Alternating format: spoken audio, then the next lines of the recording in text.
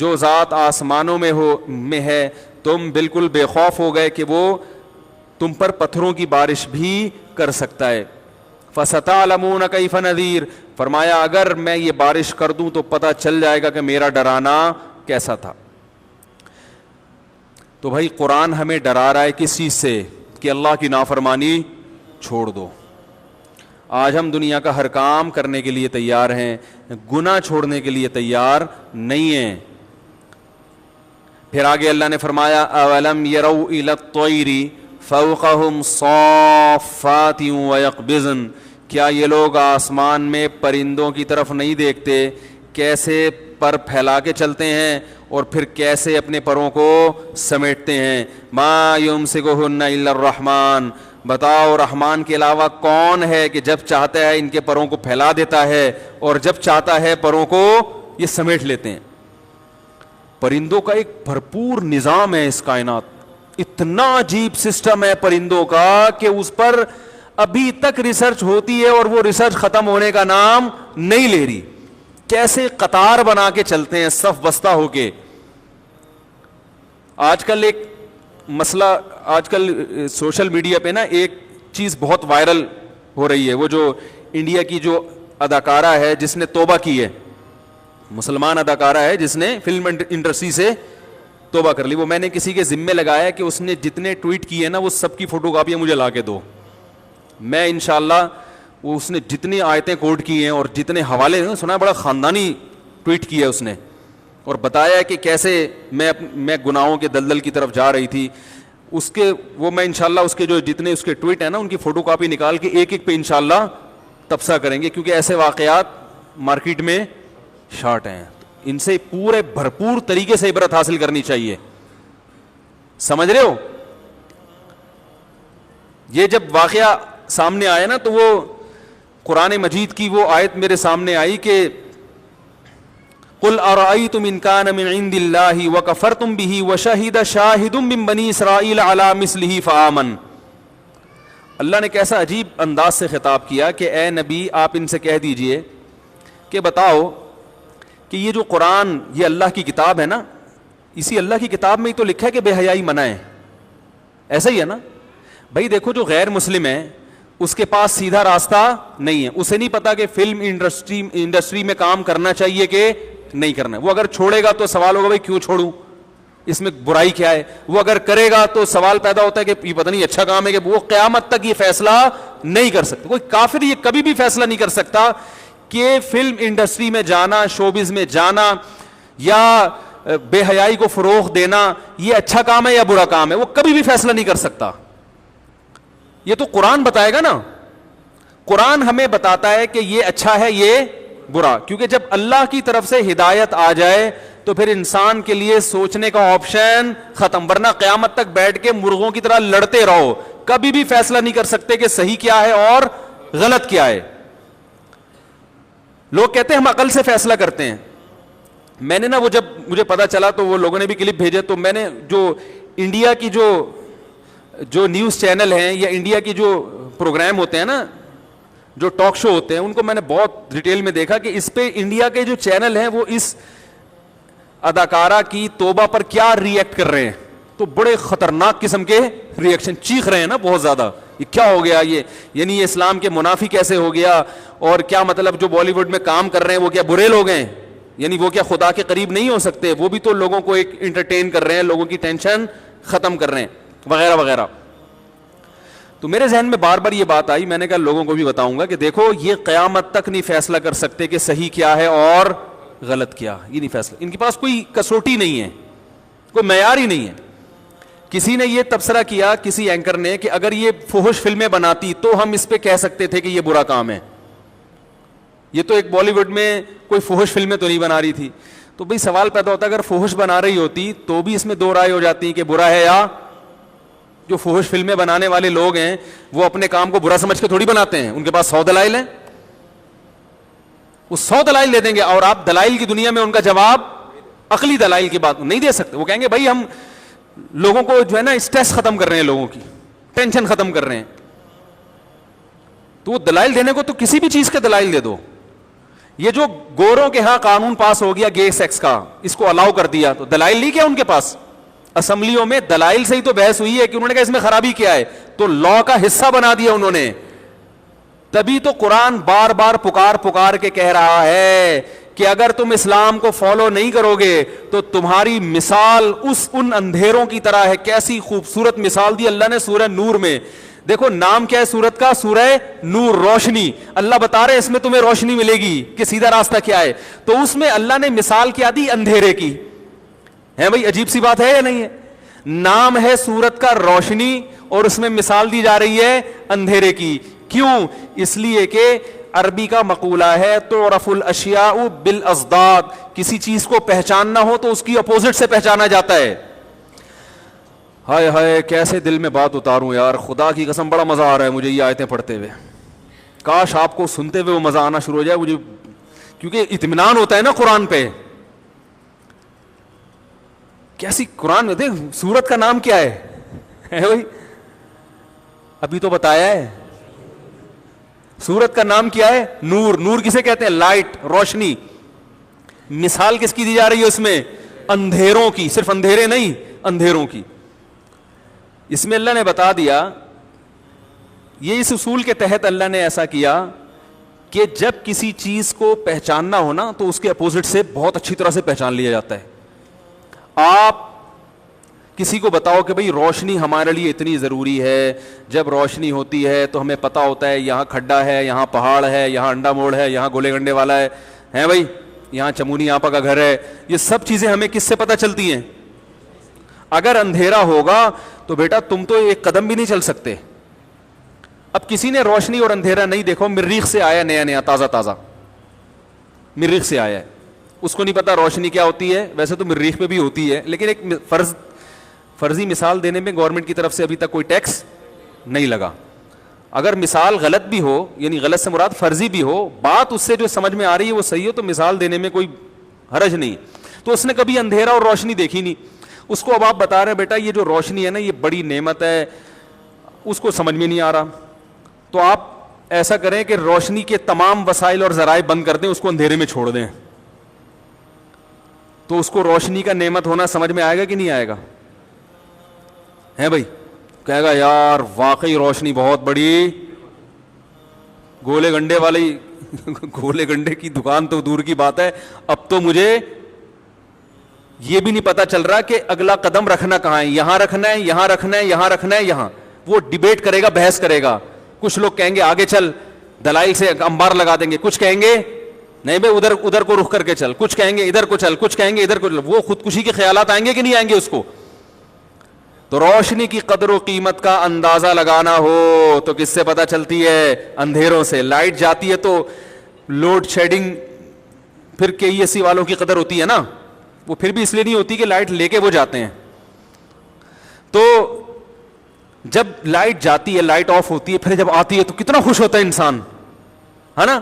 امریکہ والوں کو کیا پتا کہ بجلی کتنی بڑی نعمت ہے. لندن والوں کو کیا پتا میرے بھائی, یہ تو ہمیں پتا ہے پاکستانیوں کو کہ بجلی اللہ کی کتنی بڑی نعمت ہے, کیونکہ ہم اندھیروں میں ڈوبتے ہیں. تو اب قرآن مثال دے رہا ہے سورہ نور میں, بڑی خاندانی مثال دی ہے خدا کی قسم. یہ جو میں نے ان کی بہت ساری ٹاک دیکھی نا, ان لوگوں کے تبصرے دیکھے, تو مجھے وہ آیت سورہ نور کی بار بار یاد آتی رہی کہ یہ قیامت تک مرغوں کی طرح لڑتے رہیں گے, ان کو یہ نہیں پتا چلے گا کہ اس اداکارہ نے غلط کیا یا صحیح کیا. ان کو یہ نہیں سمجھ سکتے, یہ اپنے بارے میں بھی فیصلہ نہیں کر سکتے. ایک تو انسان کسی کام کو کر رہا ہو غلط سمجھ کے, چرس پیتا ہے, ہیروئن پیتا ہے, غلط سمجھ کے پیتا ہے, وہ احساس ندامت رہے گا, اس کو یہ خیال رہے گا یار اس کو چھوڑ دینا چاہیے. لیکن ایک آدمی اتنا کنفیوز ہو, اس کو پتہ ہی نہیں کہ یہ چرس ہیروئن بری چیز ہے یا اچھی چیز, وہ تو پاگل ہو جائے گا نا تھوڑے دنوں میں کہ یار یہ کیا اس کا فائدہ ہے نقصان ہے پتہ ہی نہیں چل رہا اس کو. تو اللہ نے سورہ نور میں مثال دی ہے اندھیروں کی. فرمایا کہ جن کے پاس قرآن نہیں ہے نا, اسلام نہیں ہے, ساری دنیا کے سارے انسان کو قرآن نے ایک لائن میں کھڑا کر دیا ہے. کہا کہ یہ ایسے اندھیرے میں ہیں, ایسے اندھیرے میں, ان کو یہ نہیں پتا کہ اگلا قدم ہم نے کہاں. ان کی کوئی منزل نہیں ہے, کوئی ویژن نہیں ہے, غلط چیزوں کو ویژن بناتے ہیں. اور ایسی غلط چیز کو ویژن بنائیں گے جس پر اس کے صحیح ہونے کی ان کے پاس کوئی دلیل نہیں ہے. ساری زندگی ٹھوکرے کھاتے رہتے ہیں سکون کی تلاش میں, منزل کی تلاش میں, ان کو پتہ ہی نہیں کہ منزل ہے کہاں. تو قرآن نے کیا خوبصورت مثال دی سورہ نور میں. اللہ نے فرمایا والذین کفروا او کظلمات فی بحر اللجی, پہلی دو مثالیں دی ہیں. پہلی مثال کیا دی کہ کسراب بقیعۃ یحسبہ الظمآن ماء. پہلے میں دوسری مثال دے دوں پھر پہلی مثال زیادہ اچھی طرح سمجھ میں آئے گی. فرمایا کہ ان کی مثال ہے کظلمات, بہت سارے اندھیرے, بہت سارے, ایک اندھیرا نہیں ہے, بہت سارے. حالانکہ اندھیرا تو ایک ہی ہوتا ہے نا, لیکن بلاغت قرآن کی ان کی گمراہی کو سمجھانے کے لیے فرمایا کظلمات, بہت سارے اندھیرے. کون کون سے؟ فی بحرن, سمندر کی تہہ کا اندھیرا. آپ جب سمندر کی بہت زیادہ گہرائی میں جائیں تو وہاں اندھیرا ہوتا ہے, پتہ ہے آپ کو؟ نہیں تو میں نے بتا دیا, ٹھیک ہے نا. صحیح ہے. ہم لوگ وہ جب چھوڑے یار, پھر موضوع نہ چینج ہو جائے. وہ چھوٹے بچے نا شو بہت مارتے ہیں. ہم جب سوئمنگ سیکھتے تھے بچپن میں تو جیسے بچے آپس میں سکھا رہے ہوتے ہیں نا, یوں کرو اب ٹانگ کو یوں کرو, تو ہم بھی ایسے. تو اب کوئی صحیح کرے گا تو دوسرا بار بار کہتی ہے میں نے بتایا ہے, یہ جو یہ ایسا کر رہے ہیں نا یہ کس نے بتایا ہے. تو بچوں کو یہ بڑا شوق ہوتا ہے شو مارنے کا. تو میں گھر میں بچے ہیں الحمدللہ وہ اس طرح کی شو مارتے رہتے ہیں. تو قرآن کیا کہہ رہا ہے؟ سمندر کی تہ میں, سمندر کی بہت جب گہرائی ہوتی ہے نا تو اس میں اندھیرا ہوتا ہے. تو اللہ فرماتے ہیں ایک شخص سمندر کی تہ میں ہے. یہاں بھی آپ اشکال کر سکتے ہیں کہ سمندر کی تہ میں تو بندہ زندگی نہیں رہ سکتا, تو مثال ہی غلط ہے. تو یہ بھی قرآن فرضی مثال دے رہا ہے. تو اس پہ جو لوگ مجھ پہ فیس بک پہ یوٹیوب پہ کمنٹس کرتے ہیں نا, فرضی مثالوں سے بات سمجھاتے ہیں, تو ان کے بھی جواب ہے اس میں کہ قرآن خود فرضی مثالوں سے بات سمجھاتا ہے. عقل مند آدمی کیڑے نکالتا رہتا ہے بیٹھ کے, اور سمجھدار لوگ سمجھ جاتے ہیں کہ قرآن اس سے کیا سمجھانا چاہتا ہے. سمجھ رہے ہیں؟ تو جو کیڑے نکالنے والے ہوتے ہیں نا ان کا دنیا میں کوئی علاج نہیں. ایسا کوئی اسپرے ابھی تک ایجاد ہوا نہیں ہے. چھپکلی مر جاتی ہے اسپرے سے, ٹھیک ہے نا, چھپکلیوں کے اسپرے آ گئے, چوہوں کے آ گئے, لیکن اس قسم کے جراثیم جس میں ہوں گے میرے معلومات کے مطابق ابھی تک اس کا اسپرے ایجاد نہیں ہوا ہے. تو اللہ نے فرمایا سمندر کی تہ کا اندھیرا, ایک شخص کھڑا ہوا ہو سمندر کی تہ میں, فی بحر لجی, پھر سمندر بھی ایسا کہ ٹھاٹھے مارتا ہوا, اور زیادہ اندھیرا ہوگا اس میں کیونکہ لہریں چڑھی ہوئی ہیں. یغشاہ موجن, پھر اس میں بڑی بڑی موجیں ہیں, من فوقہ موج, اور موج کے اوپر بھی کیا ہے؟ موج, یعنی لہر کے اوپر بھی لہر ہے. یعنی جتنا گہرا ہو سکتا ہے وہ ہو گیا. پانی کی وجہ سے نا اندھیرا ہو جاتا ہے. من فوقہ سحاب, اور پھر اس کے اوپر بادل بھی ہیں, کوئی روشنی کے پہنچنے کا راستہ نہیں ہے. اب قرآن کی اس مثال کو دیکھو, اللہ فرماتے ہیں ایسے اندھیرے ہیں کہ اس کو بیچارے کو نظر آنا تو دور کی بات, اذا اخرج یدہ, جب وہ اپنا ہاتھ نکال کے دیکھتا ہے. قرآن کہہ رہا ہے لم یکد یراہ, یہ نہیں کہہ رہا لم یراہ نہیں دیکھ پاتا, نہ نہ یہ نہیں کہا, لم یکد یراہ, اس بات کا امکان ہی نہیں ہے کہ ہاتھ بھی دیکھ سکے وہ. یہاں بھی بلاغت قرآن ہاتھ کی مثال دے رہا ہے. بھائی قرآن یہ بھی کہہ سکتا ہے سمندر کی تہ میں اتنا اندھیرا کہ کوئی درخت کوئی مچھلی اس کو نظر نہیں آ رہی, زمین نظر نہیں آ رہی. مثال کس کی دی جا رہی ہے؟ ہاتھ کی. اس لیے کہ اپنا ہاتھ ایسی چیز ہے, نظر جتنی بھی کمزور ہو, ہاتھ کو آگے اور پیچھے کر کے ایڈجسٹ کر کے اس کو دیکھنا. بولو نا یار, بول تو لیا کرو, اللہ اتنا جوش میں آیا ہوا ہوں میں, اب تو پھر بھی ایسے پھیکے پھیکے کر کے بیٹھے ہوئے ہو یار. بھائی ہاتھ ایک ایسی یہ خدا کا کلام نہیں تو اور کس کا کلام ہے؟ کوئی امی 1400 سال پہلے جب نہ کوئی یونیورسٹی ہو نہ کوئی تعلیمی نظام ہو, چند لوگ الف با تا لکھنا پڑھنا جانتے ہوں, اور جس پر نازل ہو رہا ہے وہ الف با تا بھی نہیں جانتا, وہ ایسی مثال دے رہا ہے کہ اس سے بہتر مثال کسی کی گمراہی کو سمجھانے کے لیے, یعنی کسی کی گمراہی کو سمجھانے کے لیے اس سے بہتر مثال دینا ممکن ہو ہی نہیں سکتا. آپ کو پتا ہے ایک بحری جہاز کا انگریز کپتان تھا, اس نے جب یہ مثال سورہ نور میں پڑھی, انگلش میں اس نے قرآن پڑھا, یہ مثال پڑھی, اس نے کہا محمد صلی اللہ علیہ وسلم واز اے گریٹ رائٹر, یہ بڑا ادیب تھا. یہ کہہ رہا ہے میں نبی محمد صلی اللہ علیہ وسلم کی جو ہے نا اس کے عربی ادب سے بڑا متاثر ہوا کہ یہ بڑا گریٹ رائٹر تھا, اس نے تو بہت کتابیں لکھی ہوں گی. کہہ رہے پھر میں جب تحقیق کی مجھے پتا چلا کہ یہ الف اور با کا فرق نہیں جانتے تھے.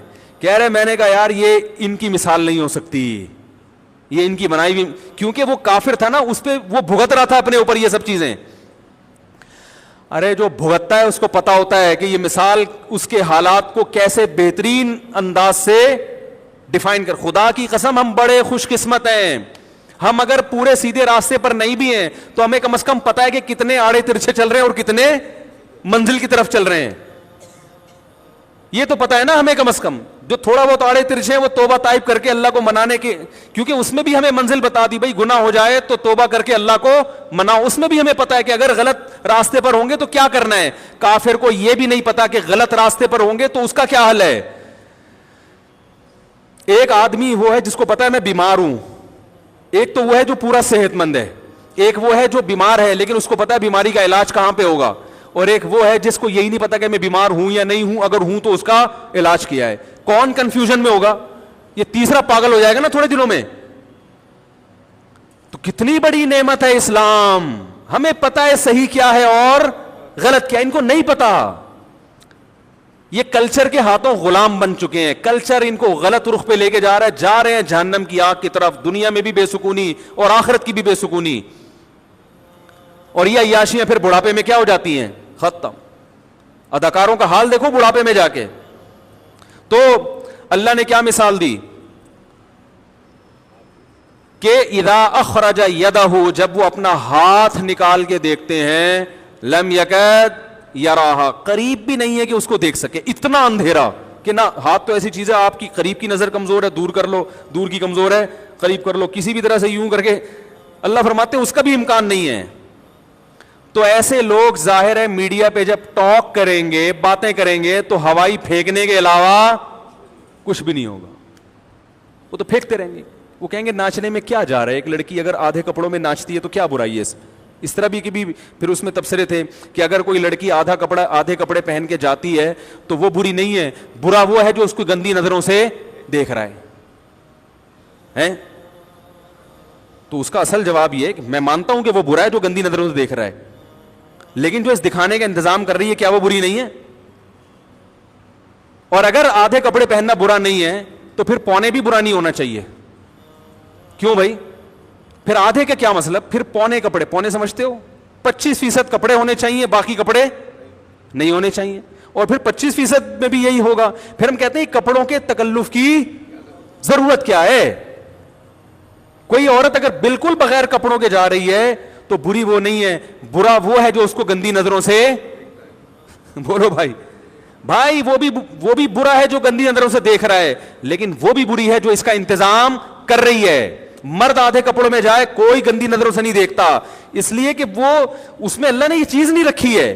اگر عورت جائے گی تو سب اس کی طرف دیکھیں گے, یہ اس کی علامت ہے کہ اللہ نے اس کو ایسا بنایا ہے کہ اگر وہ پورا لباس نہیں پہنے گی تو گندے لوگوں کی گندی نظریں اس پہ پڑ سکتی ہیں. لہذا جو گندی نظریں ڈالے گا وہ بھی برا ہے, جو اس کا انتظام کر رہی ہے وہ بھی بری ہے.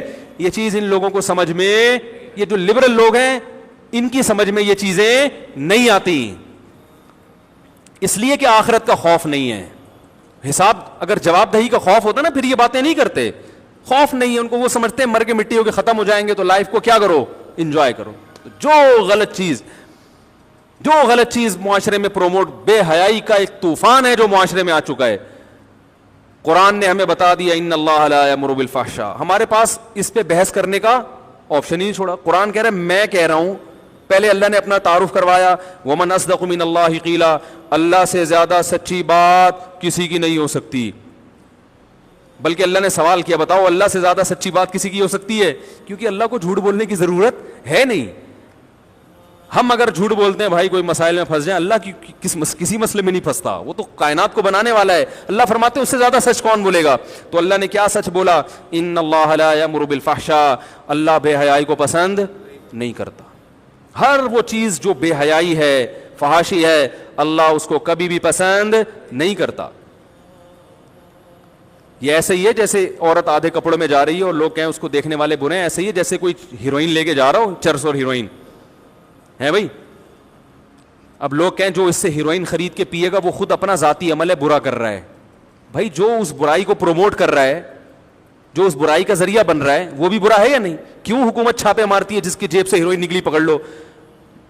بہت سے لوگوں کی جیب سے ہیروئن نکلتی ہے, وہ کہتے ہیں ہم تو نہیں پیتے بھائی, ہم تو نہیں پیتے. بھائی آپ پیتے نہیں ہیں لیکن پلانے کا پورا پورا آپ زنا نہیں کرتے, مگر جو عورت ادھورے کپڑے پہن کے نکلتی ہے وہ زنا کا پورا انتظام کر رہی ہے, وہ مردوں کی شہوتوں کو بھڑکا رہی ہے. جب یہ شہوت بھڑکے گی تو ظاہر ہے بہت کم لوگ ہوتے ہیں جو تقویٰ ہو بچ جاتے ہیں, بہت سے لوگ برائی کے دلدل میں پھنس جاتے ہیں. تو یہ جو فلمیں ہیں یہ اس برائی کو کیا کر رہی ہیں؟ پروموٹ. کچھ اس میں اچھی چیزیں بھی ہوتی ہیں, ابا کے حقوق سکھا دی, اماں کے حقوق سکھا, دو چار چیزیں سکھا دی, وہ تو ہر برائی میں کچھ نہ کچھ فائدہ ہوتا ہے. اب میں نے پچھلی دفعہ بیان کیا تھا نا کہ فنکار اداکار جو ہیں زیادہ تر یہ حقوق پورے نہیں کرتے. اپنے گھروں کے حالات دیکھو, ان کے میں ریلیشن نہیں ہوتا ان کا اچھا. تو اس پہ کسی نے کہا ایک فلمی اداکار ہے وہ تو اپنی ماں کی بڑی خدمت کی تھی انہوں نے حج کے موقع پر. اگر انہوں نے اپنی ماں کی خدمت کی تھی وہ فلم انڈسٹری سے نہیں سیکھی, انہوں نے وہ اپنے باپ دادا سے سیکھی ہے, یا اسلام کی برکت سے, یا کلچر کی وجہ سے. تو یہ چیزیں تو تباہ کر رہی ہیں. دوسری مثال قرآن نے اور بڑی پیاری مثال دی, فرمایا کا ساراب بقیعۃ یحسبہ الظمآن ماء, یہ بڑی خاندانی مثال ہے. فرمایا ایک سراب ہے نا, آپ جب سفر کرتے ہیں آپ کو دور پانی نظر آتا ہے سڑک پہ یا ریت پہ. جس کو پیاس لگ رہی ہو اور جس نے کبھی سفر نہ کیا ہو, پہلی دفعہ نکلا ہو اور پیاس بھی لگ رہی ہو, وہ خوش ہو جائے گا, اس کو کیا سمجھے گا؟ پانی. لیکن جیسے جیسے اس کے قریب آئے گا پانی اسی اسپیڈ